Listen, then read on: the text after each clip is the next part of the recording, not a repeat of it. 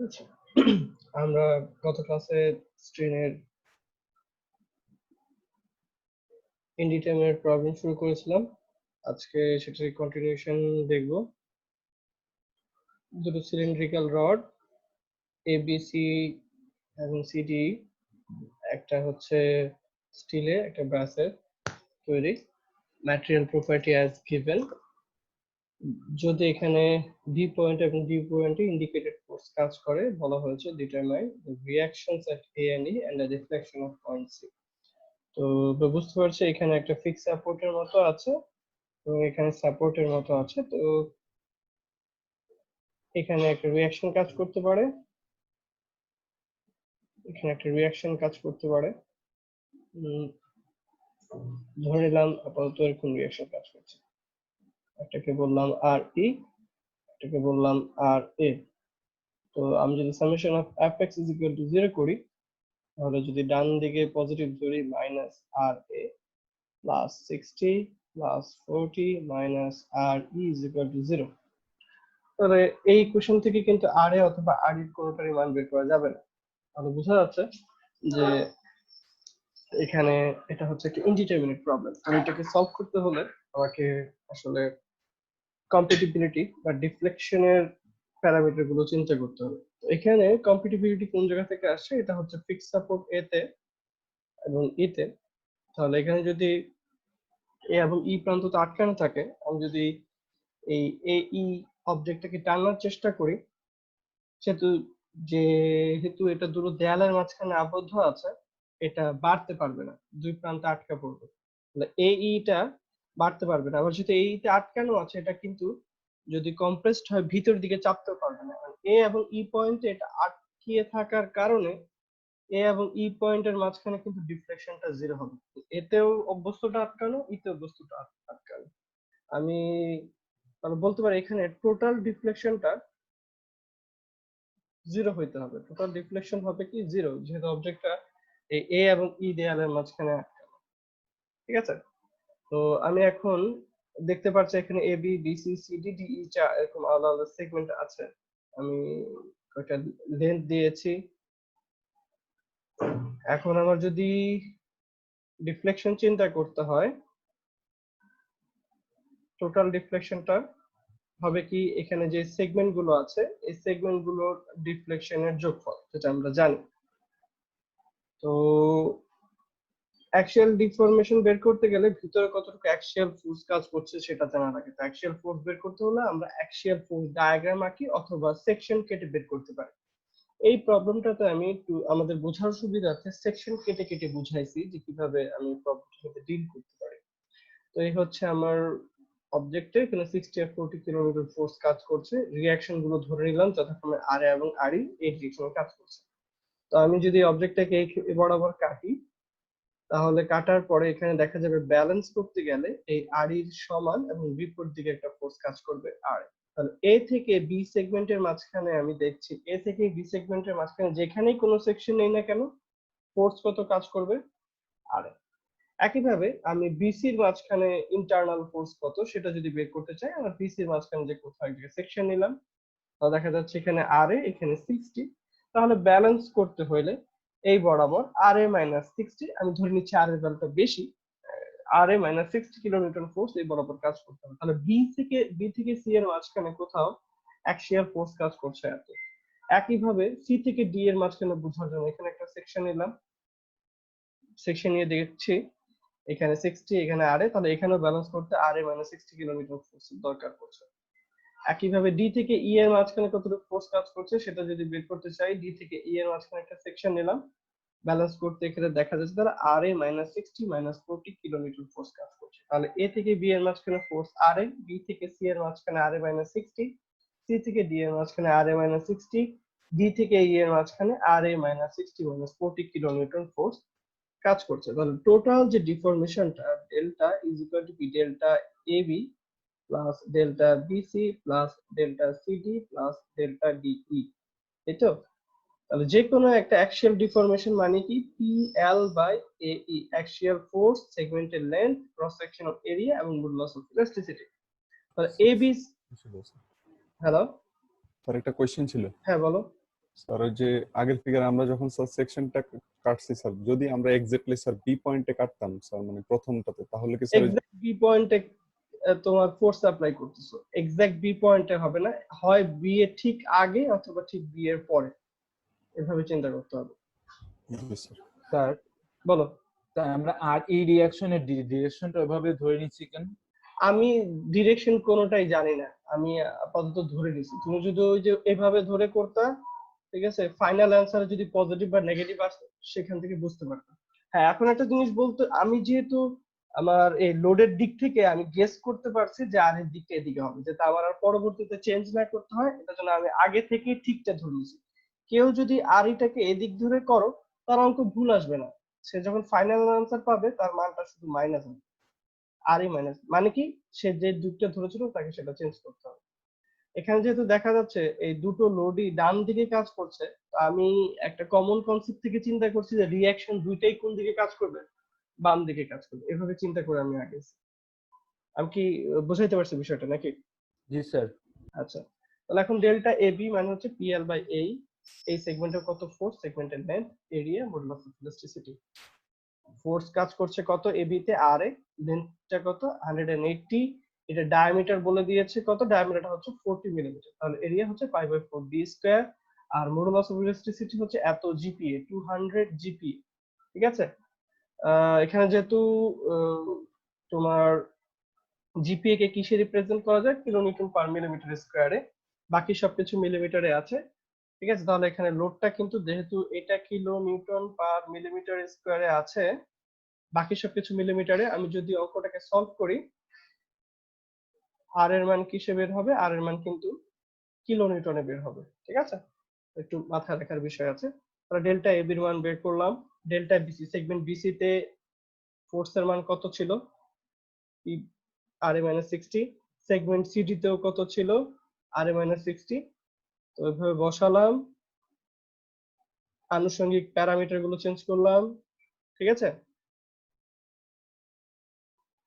Modulus of CD সেগমেন্টটা হচ্ছে ব্রোঞ্জের তৈরি, মডুলাস অফ ইলাস্টিসিটি চেঞ্জ হয়ে গেছে, লেন্থ চেঞ্জ হয়ে গেছে, এবার প্রত্যেকটা প্যারামিটার চেঞ্জ করে এ বি, বিসি, সিডি এবং ডিই বের করলাম। আমি আগেই বলেছিলাম এখানে যেহেতু ফিক্সড আছে, টোটাল ডিফরমেশনটা কত হবে, 0।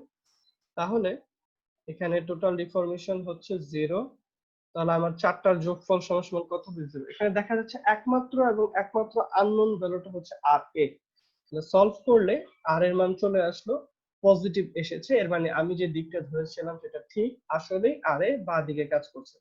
আবার যেহেতু summation of F X is equal to 0, তাহলে আগের মতো লেখা যায় এই ইকুয়েশনটা এক্স অ্যাক্সিস বরাবর।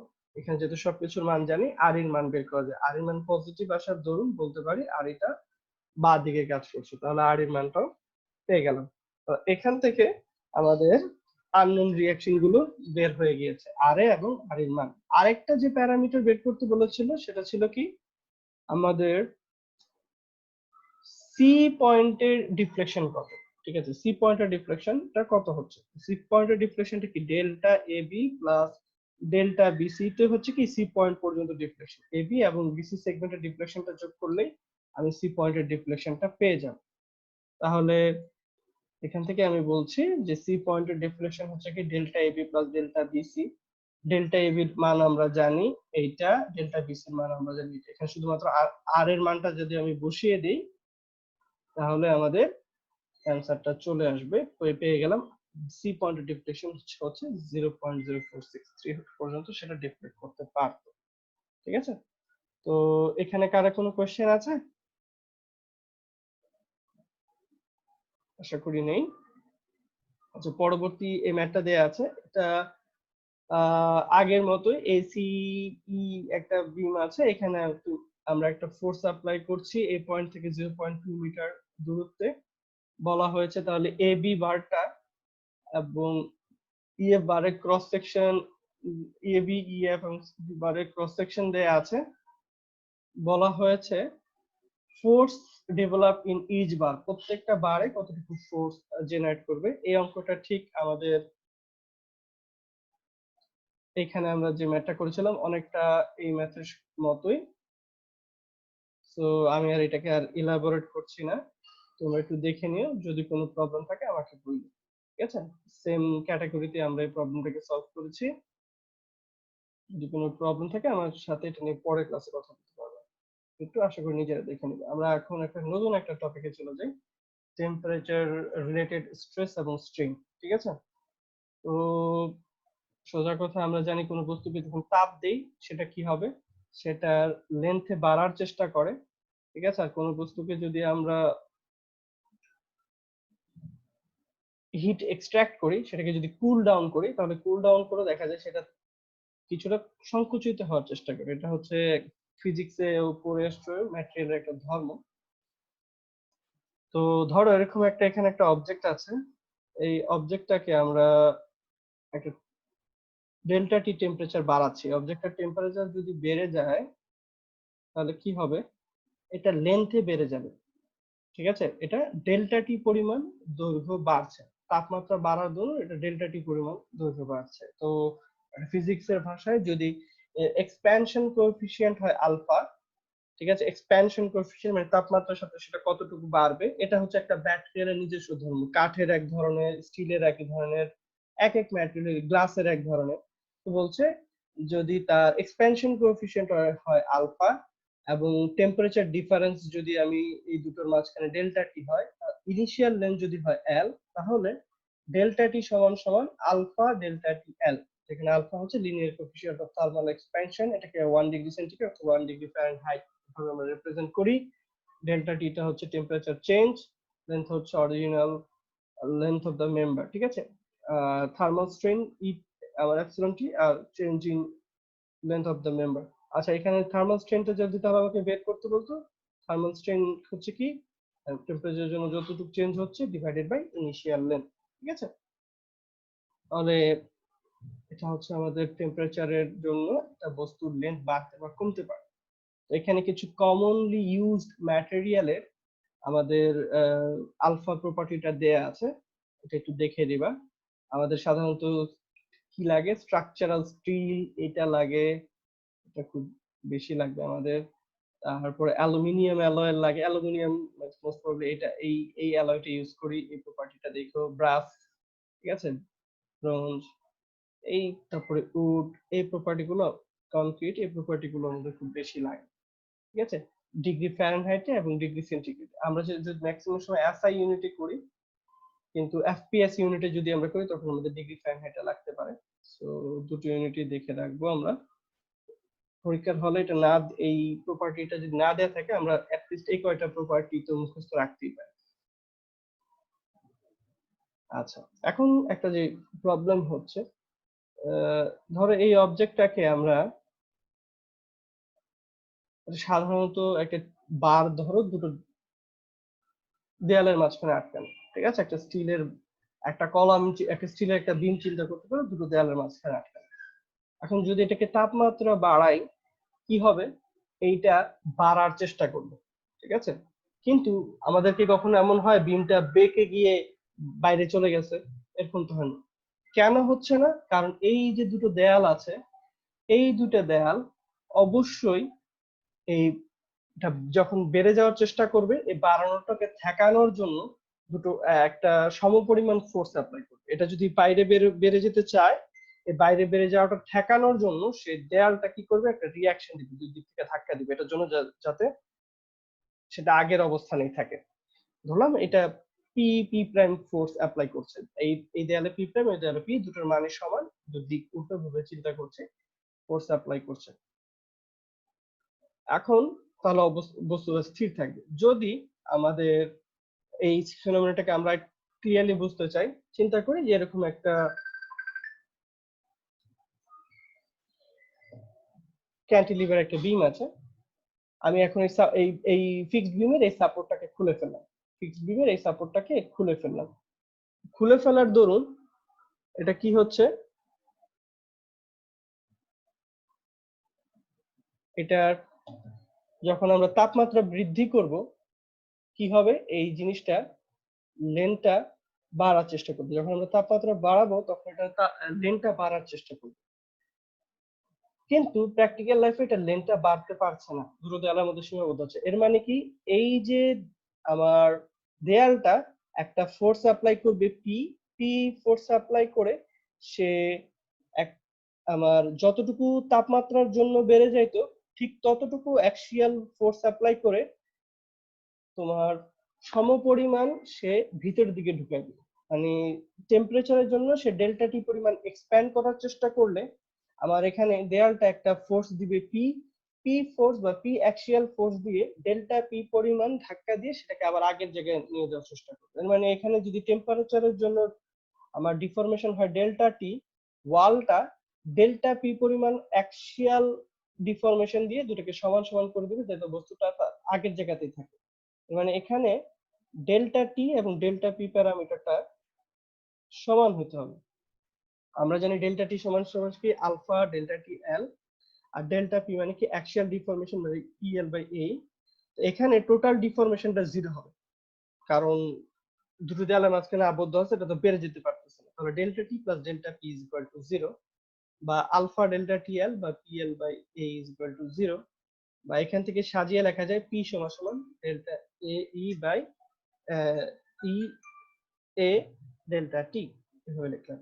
আমরা কি জানি স্ট্রেস সমান সমান ফোর্স ডিভাইডেড বাই এরিয়া, বা এরিয়াটা যদি ফোর্সের মানটা বসাই ই আলফা ডেল্টা টি। এর মানে যখন তাপমাত্রা দিচ্ছি এটা যখন দুটো দেয়ালের মাঝখানে আটকানো অবস্থায় আছে তখন সেটার ভিতরে এই স্ট্রেসটা ডেভেলপ করবে।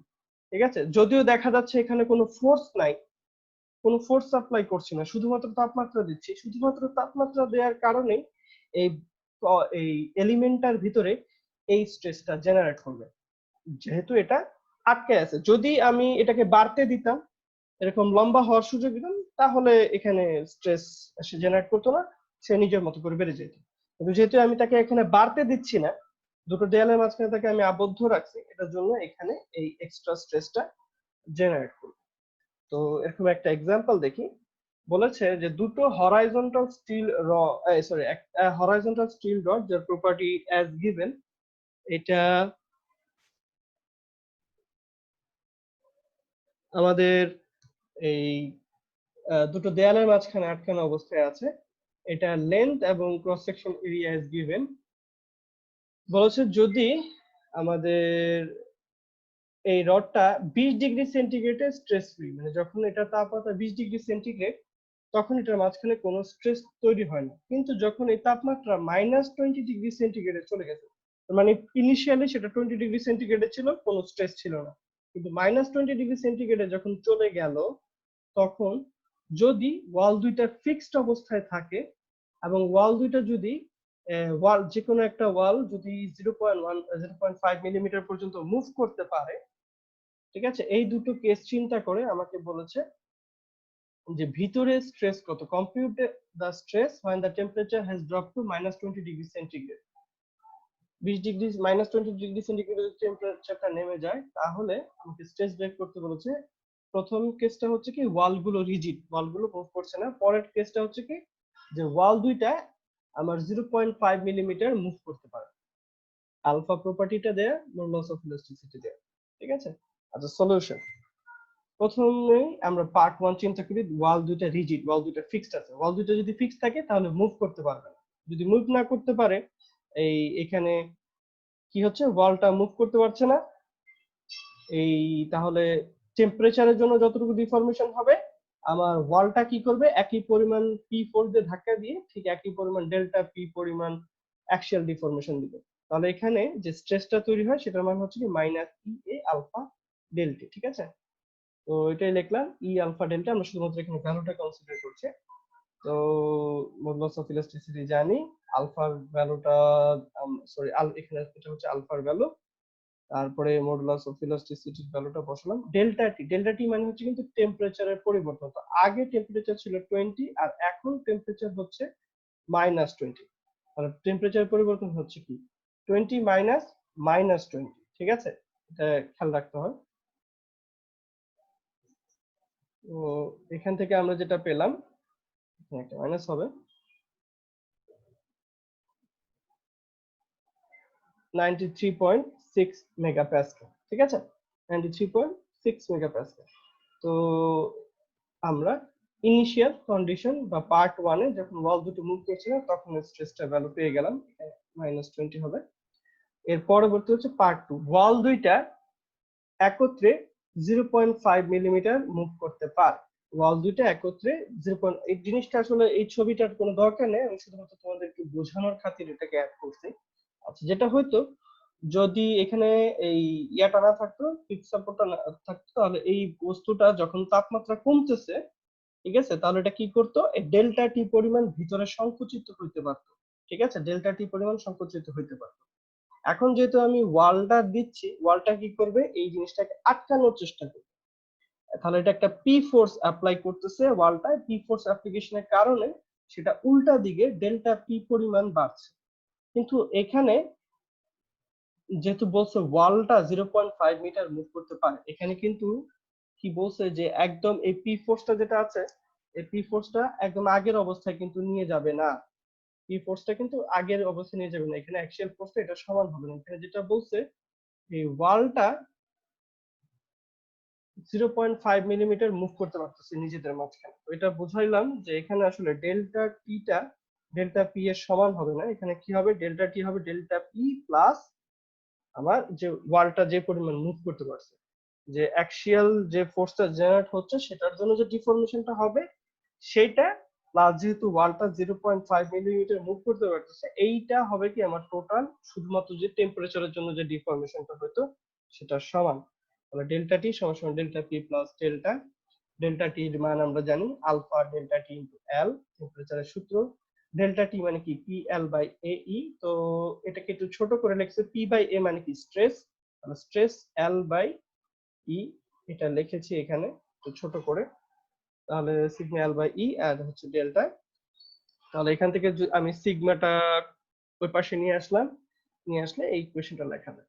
তাহলে স্ট্রেস সমান সমান ই আলফা ডেল্টা টি ডেল্টা এল, ই এর মান জানি, আলফার মান জানি, ডেল্টা টি এর মান জানি, তারপরে কতটুকু মুভ করতে পারছে সেটা বলেছে 0.5 millimetre divided by initial length.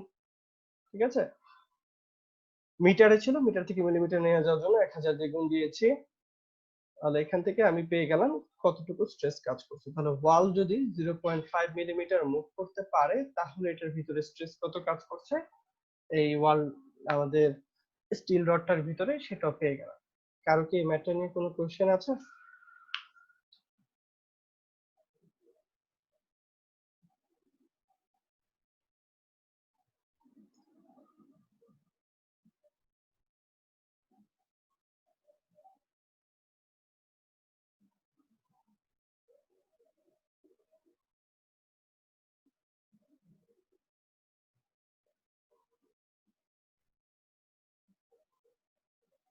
আচ্ছা, তাহলে হয়তো তোমাদের কারো এখানে কোশ্চেন নেই।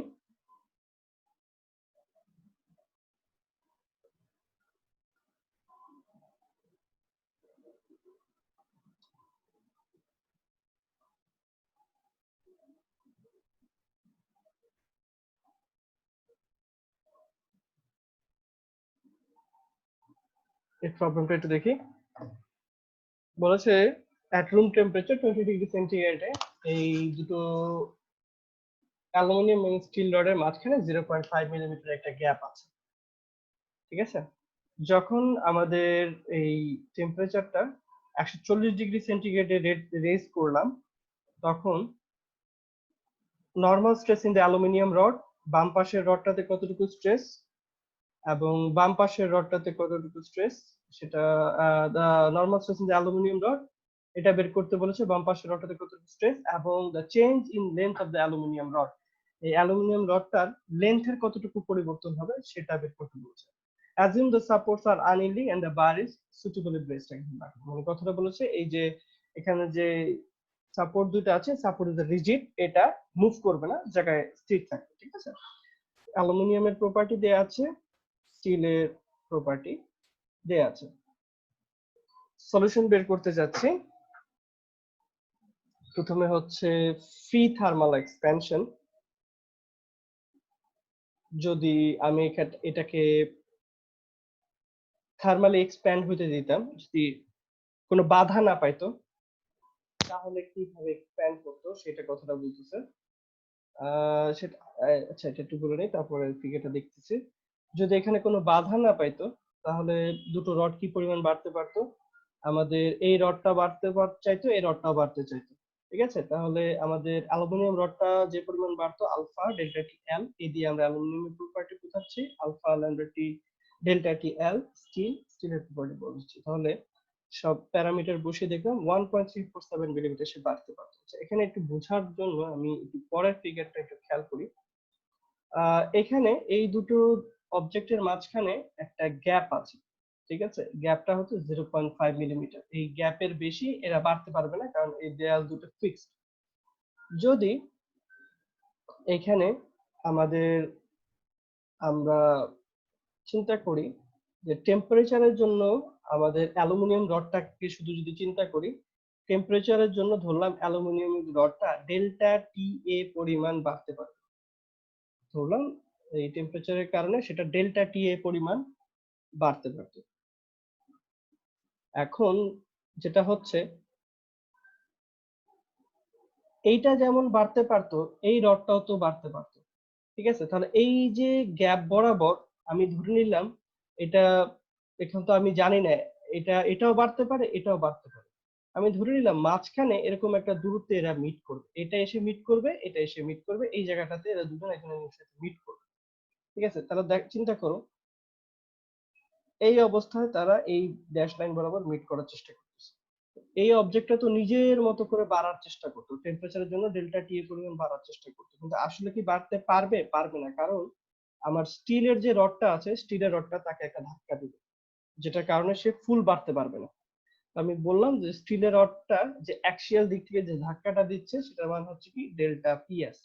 তাহলে সেটা এই জায়গায় এসে থেমে গেল।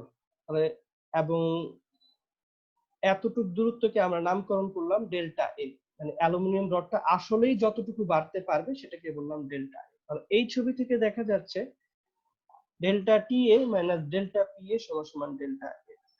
আবার একইভাবে আমার স্টিলের রডটাও টেম্পারেচারের কারণে ডেল্টা টি এস পরিমাণ দূরত্ব বাড়তে পারত, কিন্তু যেটা হচ্ছে এখানে এসে সে অ্যালুমিনিয়াম রডটার সাথে ধাক্কা খাবে, অ্যালুমিনিয়াম রডটার সাথে ধাক্কা খেয়ে সে আর ফুল বাড়তে পারবে না, কারণ রডটা তাকে একটা অ্যাক্সিয়াল দিকে ধাক্কা দিবে, ধরলাম সেটার জন্য ধাক্কা খেয়ে সেটা এই এতটুকু দূরত্ব অতিক্রম করলো, অ্যাক্সিয়াল দূরত্ব ডেল্টা পি এস, এবং আসলেই সে যতটুকু দূরত্ব অতিক্রম করতে পারছে সেটা হচ্ছে ডেল্টা এস। মানে এই ছবি থেকেও দেখতে পাচ্ছি যে ডেল্টা টি এস থেকে ডেল্টা পি এস বাদ দিলে ডেল্টা এস পাওয়া যায়।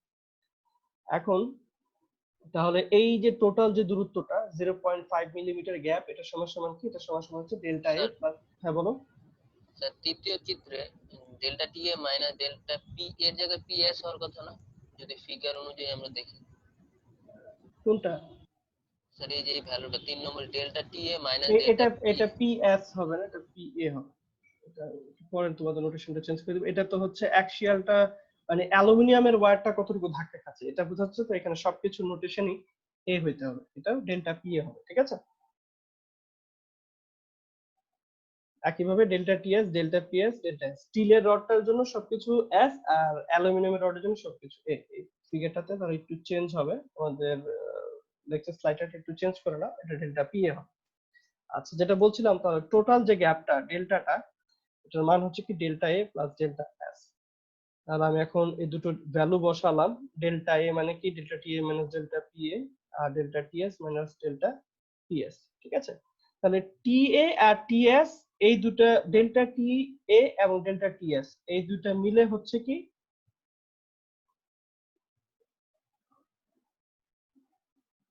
টোটাল টেম্পারেচারের জন্য কতটুকু ডিফরমেশন হবে সেটা, আর ডেল্টা পি এ আর ডেল্টা পি এস এর যোগফল হচ্ছে এখানে, সেটা হচ্ছে টোটাল ফোর্সের জন্য, অ্যাক্সিয়াল ফোর্সের জন্য কতটুকু ডিফরমেশন। ঠিক আছে, তাহলে আমি বলতে পারছি যে টোটাল ডিফরমেশনটা হচ্ছে টেম্পারেচারের জন্য যতটুকু ডিফরমেশন হবে মাইনাস অ্যাক্সিয়াল ফোর্সের জন্য যতটুকু ডিফরমেশন, সেটা এখানে দেখাইছি। তো এটা একদম পরীক্ষা হলে ফিগার একে একে যে বুঝতে হবে তা না, তোমরা এই কমন, যে শুধুমাত্র তোমাদের আসলে বোঝানোর জন্য আমি এটা ফুললি এলাবোরেট করেছি যে এখানে আসলে কেন ডেল্টা টি মাইনাস ডেল্টা পি হবে মাঝখানের গ্যাপটার সমান। তাহলে আমি ফ্রি থার্মাল এক্সপ্যানশন যদি বাড়তে পারতো সেটা ডেল্টা টি এর ভ্যালুটা বের করলাম। একইভাবে ডেল্টা পি হচ্ছে অ্যাক্সিয়াল ফোর্সের জন্য সে কতটুকু কনস্ট্যান্ট পাইতো, তাহলে পিএল বাই ইএ অ্যালুমিনিয়ামের জন্য, পিএল বাই ইএ আমাদের স্টিল এর অবজেক্টের জন্য। ঠিক আছে, তো আমরা এখন এল এর মান জানি, ই এর মান জানি, এর মানে এখানে কতটুকু ফোর্স কাজ করবে সেটা জানি না। একটা একটার সাথে যখন ধাক্কা খাবে তখন কতটুকু ফোর্স জেনারেট হবে বা পি কতটুকু হবে সেটার মানটা জানি না। বাকি সবগুলো প্যারামিটার জানি। তো বাকি সবগুলো যদি বসায় দেই আমরা ডেল্টা পি সমান সমান এরকম একটা ইকুয়েশন পাবো। একটু আগে যেটা বললাম যে ডেল্টা সমান সমান পি হচ্ছে টোটাল টেম্পারেচারের জন্য কতটুকু বাড়বে মাইনাস অ্যাক্সিয়াল ফোর্সের জন্য কতটুকু তোমার কমবে, ডেল্টা টি মাইনাস ডেল্টা পি। তাহলে এখান থেকে লেখা যায় ডেল্টা টি সমান সমান ডেল্টা টি প্লাস ডেল্টা এ। ডেল্টা পি এর তাহলে এখান থেকে আমি বের করতে পারি ডেল্টা টি এর আমি মান জানি। ডেল্টা টি এর মান যদি আমার জানা থাকে আমি ডেল্টার মান হচ্ছে কত, ডেল্টার মান হচ্ছে 0.5 মিলিমিটার। এখান থেকে ইউজ করে আমি ডেল্টা পি এর ভ্যালুটা কত সেটা বের করে ফেলতে পারলাম। ঠিক আছে, ডেল্টা পি এর ভ্যালু হচ্ছে 0.847 মিলিমিটার পেয়ে গেলাম। তো ডেল্টা পি এর মান যদি জানো তাহলে এখন আমি একটু আগে কি বললাম, ডেল্টা পি সমান এত ইনটু পি, তাহলে এখান থেকে কতটুকু ফোর্স কাজ করছে সেটাও পেয়ে গেলাম। তাহলে এখন আমার যে ক্রাইটেরিয়া গুলো কি ছিল, the normal stress in aluminium rod, aluminium রডে তাহলে স্ট্রেস কত, ফোর্স ডিভাইডেড বাই এরিয়া, ফোর্সের মান কত সেটা জানি, এরিয়া কত সেটা জানি। এরিয়াটা আমাদের প্রশ্নে দেওয়া আছে এত মিলিমিটার স্কয়ার। তাহলে এখান থেকে বলতে পারি যে অ্যালুমিনিয়াম রডে এতটুকু স্ট্রেস কাজ করছে। পরবর্তী যে টার্মটা ছিল the change in length of aluminium rod, change in length of aluminium rod এর মানে যে এই ডেল্টা এ আমাদের যে পরিবর্তন হচ্ছে ডেল্টা এ কতটুকু পরিবর্তন হচ্ছে, টেম্পারেচারের জন্য যে পরিবর্তন মাইনাস অ্যাক্সিয়াল ফোর্সের জন্য যে পরিবর্তন সেটাই লিখলাম। মানে এখানে ডেল্টা এর পরিবর্তে এই সিম্বলটা ব্যবহার করতে পারো, বসিয়ে টেম্পারেচারের প্যারামিটারটা মাইনাস অ্যাক্সিয়াল ফোর্সের প্যারামিটারটা বসালাম, পেয়ে গেলাম যে আমাদের অ্যালুমিনিয়াম রডটা কতটুকু ডিফর্ম করতে পারবে। ঠিক আছে, তো এখানে কারো কোনো কোশ্চেন আছে?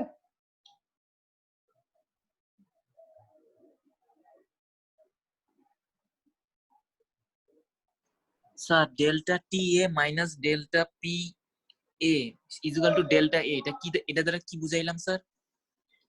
ডেল্টা এ দেখো এখানে অ্যালুমিনিয়াম আগে রডটা ছিল এখানে, এখন তোমার রডটা এই পর্যন্ত বাড়তে পারছে, তাহলে রডটা কতটুকু বাড়তে পারতেছে মানে রডের ডিফরমেশনটা কতটুকু হচ্ছে সেই ডিফরমেশনটাকে আমি বলছি ডেল্টা এ। বুঝতে পারছো? জি স্যার। তো এখানে তুমি ডেল্টা এর পরিবর্তে এই সিম্বলটাও লিখতে পারো। আমি শুধুমাত্র ওই যে আগের নোটেশনের সাথে ম্যাচ করে এটাই লিখছিলাম, আর কিছু না।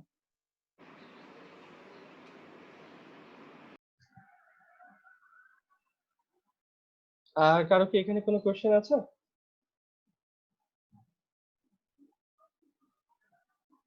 আচ্ছা, তাহলে হয়তো নেই।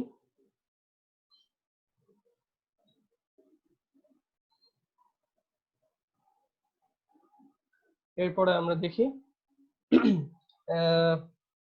একটা রিজিড একটা বার, এটা দুটো কপার রড আর একটা অ্যালুমিনিয়াম রড দেখা যাচ্ছে রেস্ট করছে এর উপরে, কিন্তু অ্যালুমিনিয়াম রড আর কপার যে রডটা আছে সেটার মাঝখানে একটা গ্যাপ আছে ডেল্টা।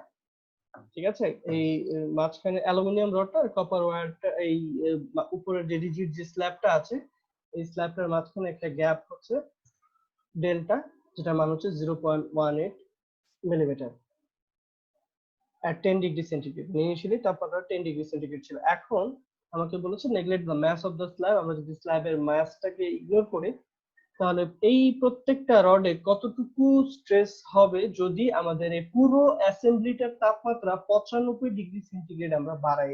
95 ডিগ্রি সেন্টিগ্রেড যদি আমরা বাড়াই তাহলে পুরো অ্যাসেম্বলিটার মধ্যে এই কপার অ্যালুমিনিয়াম এই দুটো রডের মাঝখানে কতটুকু স্ট্রেস কাজ করবে। কপার ওয়্যারের কপার যে বারটা সেটার area modulus of elasticity alpha দেয়ার, অ্যালুমিনিয়াম যে মাঝখানের রডটা আছে সেটার এরিয়া এবং মডুলাস অফ ইলাস্টিসিটি এবং আলফা প্যারামিটারটা দেয়া। আচ্ছা এখন চিন্তা করি যদি এতে তাপমাত্রা বাড়ে কি হবে, এটা একটা সময় দিকে গিয়ে লেগে যাবে, তখন এই ফুল যে এই অবজেক্টটা আছে এই অবজেক্টটা এই তিনটা অবজেক্টের উপরে কপার, অ্যালুমিনিয়াম এবং কপারের এই তিনটা রডের উপরে রেস্ট করবে। তো এখানে বলছে এটা ম্যাসকে নেগলেক্ট করতে, এটার ওজনটাকে নেগলেক্ট করছে, আর এটার ওজনটাকে ধরলাম না। আমি যদি বলি কপারে যে রিয়াকশন দিচ্ছে সেটা পিসিইউ, অ্যালুমিনিয়ামটা যে রিয়াকশন দিচ্ছে সেটা পি অ্যালুমিনিয়াম, কপার এটাও কপার এটাও কপার, দুটোর প্রপার্টি সেম, তাহলে একই পরিমাণ এরা রিয়াকশন দেবে, সেটাকে বললাম পিসিইউ। ঠিক আছে, তো এখান থেকে দেখেই বোঝা যাচ্ছে যে পি অ্যালুমিনিয়াম সমান সমান কি হবে 2 পিসিইউ। যদি আমাদের ইকুইলিব্রিয়াম মানে চলতে হয় তাহলে পি অ্যালুমিনিয়াম হবে কি 2p কপারের সমান। তো অ্যালুমিনিয়ামের যে রডটাতে যে ফোর্স কাজ করবে সেটা যদি পি হয়, আমরা জানি কি stress is equal to force divided by area, তাহলে force is equal to stress into area, সেখান থেকে লিখতে পারি sigma aluminium area of aluminium. একইভাবে কপারের ক্ষেত্রেও এই প্যারামিটারটা লিখতে পারি, অ্যালুমিনিয়ামের এরিয়া জানি, কপারের এরিয়া জানি, বসালাম বা এখান থেকে পেয়ে গেলাম কি সিগমা অ্যালুমিনিয়াম সমান 2.5 এই কপার এর সাথে সম্পর্ক। তাহলে অ্যালুমিনিয়ামে আমার কপারের যে দুটো রড আছে সেটার তুলনায় 2.5 গুণ বেশি স্ট্রেস কাজ করতেছে, এটা পেলাম। এখন একটা জিনিস একটু বোঝার আছে, এটা আসলে আমি ফিগারের মাধ্যমে বুঝাইছি। তো ইনিশিয়ালি আমার লেভেলটা ছিল এখানে, ইনিশিয়াল লেভেলটা ছিল এখানে, তখন এটার মাঝখানে গ্যাপ হচ্ছে ডেল্টা। তো চিন্তা করলাম যে যখন তাপমাত্রা বাড়বে তখন তো আমার এই রড গুলোর কি হবে, তাপমাত্রা বাড়লে এই কপার ওয়্যারটাও লম্বা হবে, অ্যালুমিনিয়াম ওয়্যারটাও লম্বা হবে, এই কপার ওয়্যারটাও লম্বা হবে, লম্বা হয়ে আমার যেহেতু বারটা রিজিড, বারটা একদম হরাইজন্টাল থাকবে, তো ফাইনালি এটা বেড়ে এই লেভেলে পৌঁছে গেল এবং এখন এই স্ল্যাবটা উঠে এই লেভেলে আছে, এটা হচ্ছে ফাইনাল লেভেল। তাহলে যেটা হচ্ছে আমাদের তাপমাত্রার কারণে আমরা যদি একটু দেখি এই অ্যালুমিনিয়ামের যে প্রোডাক্টটা সেটার এক্সপ্যানশন কোএফিসিয়েন্ট বেশি, তাহলে অবশ্যই অ্যালুমিনিয়ামটা বেশি এক্সপ্যান্ড করবে, অ্যালুমিনিয়ামটা বেশি এক্সপ্যান্ড করবে। ধরলাম যে অ্যালুমিনিয়ামটা টেম্পারেচারের কারণে বাড়ে, ডেল্টা টি পরিমাণ বেড়ে যায়, কপারেরটা, তারপর অ্যালুমিনিয়ামটা ডেল্টা টি পরিমাণ বাড়তে পারে, কপারেরটা একটু ডেল্টা টি পরিমাণ বাড়তে পারে। এখন যেটা হচ্ছে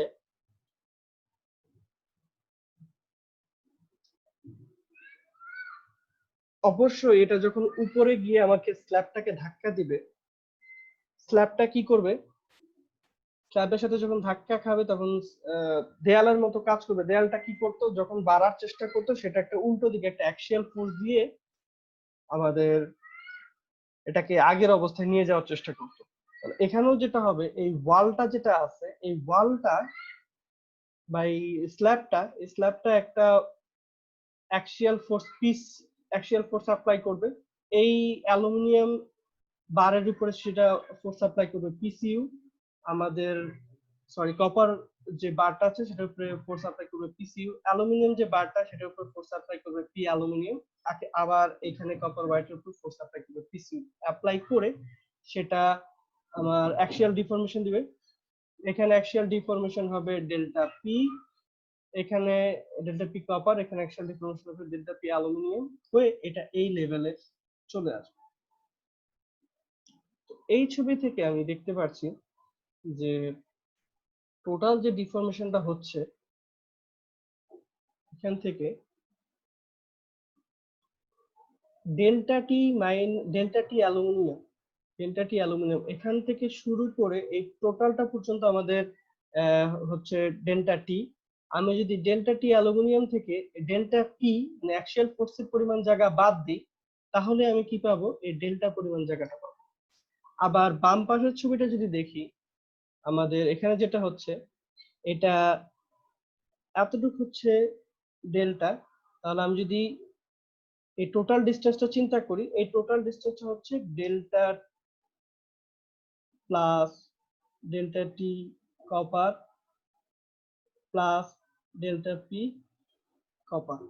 তো এই টোটাল ডিসটেন্সটা হচ্ছে এটার এই তিনটা প্যারামিটারের যোগফল। তাহলে delta T aluminium minus delta P aluminium সমান সমান delta T copper plus delta P copper plus এই ডেল্টা পরিমাণ যে গ্যাপ।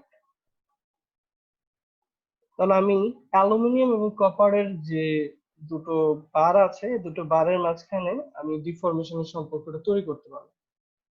এখন আমরা ডেল্টা টি অ্যালুমিনিয়াম টেম্পারেচারের জন্য কতটুকু চেঞ্জ হবে সেটা জানি। ডেল্টা পি অ্যাক্সিয়াল ফোর্সের জন্য কি পিএল বাই এই বা সিগমা এল বাই এই অ্যালুমিনিয়াম। স্যার বলো।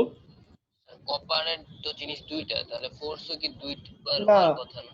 আমি কিন্তু এখানে ফোর্সের কথা বলি না, আমি বলছি এই ডিসটেন্সটা। দেখো তো এই ডিসটেন্সটা আর এই ডিসটেন্সটাকে এই ডিসটেন্সের সাথে তুলনা করতেছে, কি করলে এই দুটো ডিসটেন্স সমান হবে সেটা চিন্তা করতেছে। কথাটা বুঝছো? তো এইখানে তো এই এই এটা যে কথা, এটা দুটো ডিসটেন্স তো সেম, মানে বলছো y is equal two y। তো এখানে তো আসলে এই ফোর্সের বা এই পাশের কলামটা কোনো ইয়ার দরকার নেই, আমি বলছি যে শুধু দুটো ডিসটেন্স সমান। বুঝাইতে পারছি বিষয়টা? আচ্ছা, তাহলে এখানে দুটো ডিসটেন্স সমান বলে এই ছবি থেকে আমি দেখছি এই দুটো ডিসটেন্স যদি সমান হয় delta T aluminium minus delta P aluminium সমান delta T copper plus delta P copper plus delta. তো এখান থেকে আমি ডেল্টা টি এর প্রপার্টি গুলো বসালাম, ডেল্টা পি এর প্রপার্টি গুলো বসালাম, প্রত্যেকটা প্যারামিটার লিখলাম। এখানে যেহেতু অ্যালুমিনিয়াম হবে তাহলে এটা হচ্ছে কি সিগমা অ্যালুমিনিয়াম। একটু আগে আমরা বের করেছিলাম কি সিগমা অ্যালুমিনিয়াম সমান সমান 2.5 সিগমা কপার। তাহলে এখানে আমি অ্যালুমিনিয়ামের পরিবর্তে সরাসরি 2.5 সিগমা কপার বসাই দিলাম, আর এখানে যেটা কপারের প্রপার্টি তো সিগমা কপার বসলো। এখানে একমাত্র আননোন প্যারামিটারটা হচ্ছে কপার, মানে সিগমা কপারের স্ট্রেস কত। তাহলে এখান থেকে আমি পেয়ে যাচ্ছি সিগমা কপার সমান সমান 6.70 মেগাপ্যাসকেল।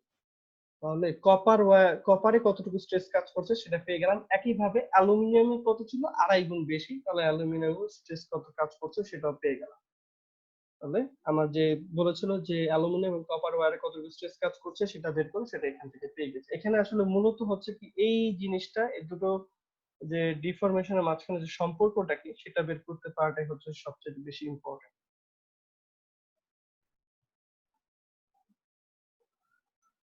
তো কারো কি এখানে কোনো কনফিউশন আছে কিনা, থাকলে বলতে পারো।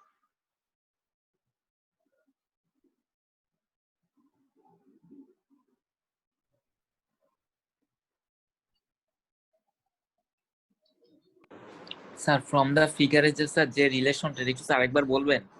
আচ্ছা, আমি আরেকবার একটু বলার চেষ্টা করি। সেটা হচ্ছে দেখো, এই ইনিশিয়ালি আমার রডটা ছিল এরকম, মাঝখানে একটা গ্যাপ আছে। আমি দেখলাম যে অ্যালুমিনিয়াম মানে মাঝখানের যেটা আছে মাঝখানেরটার এক্সপ্যানশন কোএফিসিয়েন্ট বেশি, তো তাপমাত্রা বাড়লে এটা বেশি বাড়বে এই দুটোর তুলনায়। তা আমি বললাম যে এটা এরকম ভাবে বাড়ছে, আমি তো জানি না, আমি বললাম ধরো এটা যদি বাড়তে পারতো, টেম্পারেচারের কারণে যদি বাড়তে পারতো সেটা এরকম দূরত্ব অতিক্রম করতো। ঠিক আছে, এখন যেটা হচ্ছে এই যে যখন অতিক্রম করে গেল, এখন চিন্তা করো স্ল্যাবটার সাথে ধাক্কা খাওয়া অবস্থা আছে, স্ল্যাবও তো কি হবে একটা অ্যাক্সিয়াল মানে ওয়ালের মতো। আগের এক্সাম্পলটার সাথে যদি চিন্তা করি, টেম্পারেচার যেমন বাড়ে ওয়ালটা কি করে, একটা ধাক্কা দিয়ে আগের অবস্থায় নিয়ে যাওয়ার চেষ্টা করে। ঠিক আছে, ওয়ালটা যদি রিজিড হয় তাহলে পুরোপুরি একই পরিমাণ ধাক্কা দিয়ে একদম জিরো করে দিবে ডিফরমেশনটা, আর যদি রিজিড না হয় যেমন এখানে কিছুটা মুভ করতে পারতেছে, তারপরে কি হবে যেহেতু ওয়ালটার একটা ওয়েট একটা কিছু আছে, ওয়ালটা কি করবে একটা ওয়ালটার সাথে টাচ করার পরে সেটা একটা অ্যাক্সিয়াল ফোর্স উল্টো দিকে দিবে, এবং এটা যেমন উপরের দিকে ওঠার চেষ্টা করতেছে এটা ধাক্কা দিয়ে নিচের দিকে নামানোর চেষ্টা করবে। সেটাই বললাম যে যখন এটা বেড়ে গিয়ে আমাদের এই ওয়ালটাকে টাচ করবে, এই ওয়ালটার পি অ্যালুমিনিয়াম এখানে একইভাবে পি কপার ফোর্স দেওয়ার চেষ্টা করবে, করে এটাকে এই লেভেলে, এই যে ফাইনাল যে লেভেলটা আছে এই লেভেলে নিয়ে আসতেছে। এখানে যেটা হচ্ছে এই অ্যাক্সিয়াল ফোর্সের কারণে এটা ডেল্টা পি পরিমাণ বাড়তেছে, এখানে অ্যাক্সিয়াল ফোর্সের কারণে এটা ডেল্টা পি পরিমাণ বাড়তেছে, এখানে পি অ্যালুমিনিয়াম ফোর্সের কারণে সেটা কমে যাবে। এই এতটুকু ডেল্টা পি অ্যালুমিনিয়াম কমে গিয়ে ফাইনালি এই লেভেলে চলে আসলো। তিনটা কলাম গিয়ে এখানে এটাও ঠিক এই লেভেলে এবং এই কলামটাও ঠিক এই লেভেলে গিয়ে টাচ করতেছে। এখন ফাইনাল পজিশনটা হচ্ছে কি, এখানে এসে আমার কলামটা থেমে গেছে, এখানে এসে আমার কলামটা থেমে গেছে, এখানে এসে আমার কলামটা থেমে গেছে। তাহলে এই যে কলামটা, এই কলামটা টোটাল কতটুকু দূরত্ব বাড়লো? এই তিনটা কলাম কি একই পরিমাণ দূরত্ব বাড়তেছে? তো এই কলামটা কতটুকু দূরত্ব বাড়তেছে? এই যে এই ডিসটেন্সটা, এই ডিসটেন্সটার মান কত? ঠিক আছে, দেখো এই ডিসটেন্সটা কত। আমি যদি অ্যালুমিনিয়াম কলামের জন্য হিসাব করি, এই পয়েন্ট থেকে টোটাল ডিসটেন্সটা হচ্ছে ডেল্টা টি অ্যালুমিনিয়াম। তাহলে আমি এটা বললাম delta T aluminium. Delta T aluminium থেকে যখন আমি এই অংশটা বাদ দিব, তখন এটা কই চলে আসবে? এই লেভেল। ডেল্টা টি অ্যালুমিনিয়াম বাদ দিলাম, তাহলে এটা হচ্ছে কি এখান থেকে আমাদের এই লেভেলে আসলো। এরপরে আমার হচ্ছে এই ডিসটেন্সটা হচ্ছে এটার সমান। এই ডিসটেন্সটা কত? Delta T copper plus delta P copper.